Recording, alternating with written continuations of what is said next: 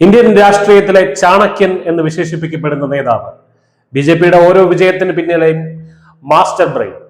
രാഷ്ട്രീയ ചതുരംഗപ്പലകയിൽ അമിത്ഷാ ഒരു നീക്കം നടത്തുന്നുണ്ടെങ്കിൽ അതിന് കൃത്യമായ ലക്ഷ്യമുണ്ടാകും. അദ്ദേഹത്തിന്റെ രാഷ്ട്രീയ നിരീക്ഷണങ്ങൾ പലപ്പോഴും എതിരാളികളെ തന്നെ നിഷ്പ്രഭമാക്കുന്നതാണ്. പറയുന്നത് മാത്രമേ അദ്ദേഹം പ്രവർത്തിക്കാറുള്ളൂ, പ്രവർത്തിക്കാനാകുന്നത് മാത്രമേ അദ്ദേഹം പറയാറുമുള്ളൂ.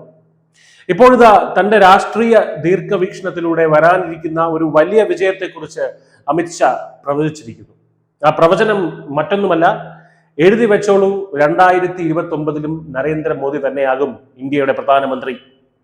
അഹമ്മദാബാദിലെ വികസന പദ്ധതികളുടെ ഉദ്ഘാടന വേളയിലാണ് പ്രതിപക്ഷത്തെ ഞെട്ടിച്ചുകൊണ്ട് ആഭ്യന്തരമന്ത്രി ഈ പ്രസ്താവന നടത്തിയത്. കേവലം ഒരു പ്രവചനമല്ല, മറിച്ച് വസ്തുക്കൾ നിരത്തിയുള്ള കടന്നാക്രമണമായിരുന്നു അത്. ജനങ്ങൾക്ക് പ്രിയപ്പെട്ട വിഷയങ്ങളെ എപ്പോഴും എതിർക്കുന്ന പ്രതിപക്ഷ ശൈലിയെ അദ്ദേഹം രൂക്ഷമായി വിമർശിച്ചു. രാമക്ഷേത്ര നിർമ്മാണം, ആർട്ടിക്കിൾ 370 റദ്ദാക്കൽ, ഏകീകൃത സിവിൽ കോഡ് തുടങ്ങിയ രാജ്യം നെഞ്ചിലേറ്റിയ എല്ലാ തീരുമാനങ്ങളെയും തന്നെ എതിർത്തവർക്ക് എങ്ങനെ ജനവീതി അനുകൂലമാകുമെന്നാണ് ഷാ ചോദിക്കുന്നത്. ലോക്സഭയിലെ പ്രതിപക്ഷ നേതാവ് രാഹുൽ ഗാന്ധിയെ പരിഹസിക്കാനും അദ്ദേഹം മറന്നില്ല. രാഹുൽ ബാബ, തോൽവിയിൽ തളരരുത്, കാരണം പശ്ചിമ ബംഗാളിലും തമിഴ്നാട്ടിലും ഇനി പരാജയം നിങ്ങളെ കാത്തിരിക്കുകയാണ് എന്നായിരുന്നു ഷായുടെ പരിഹാസം.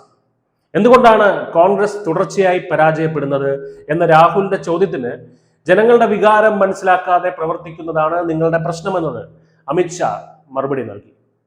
ബി.ജെ.പിയുടെ തത്വങ്ങളും നരേന്ദ്രമോദിയുടെ വികസന കാഴ്ചപ്പാടുമാണ് പാർട്ടിയുടെ കരുത്ത്.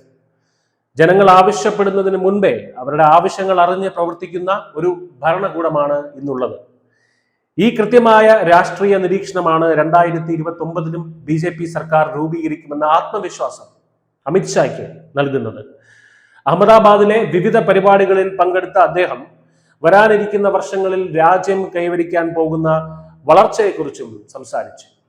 അമിത്ഷായുടെ ഈ വാക്കുകൾ വെറുമൊരു രാഷ്ട്രീയ പ്രസംഗമല്ല, മറിച്ച് 2029 ബി.ജെ.പിയുടെ തെരഞ്ഞെടുപ്പ് കാഹളം കൂടിയാണ്. ചാണക്യ തന്ത്രങ്ങളുമായി ഷാ തന്നെ വീണ്ടും മുന്നണിയിൽ നിൽക്കുമ്പോൾ പ്രതിപക്ഷം കൂടുതൽ പ്രതിരോധത്തിലാകുമെന്നുള്ള കാര്യം ഉറപ്പാണ്. News desk news India Malayalam.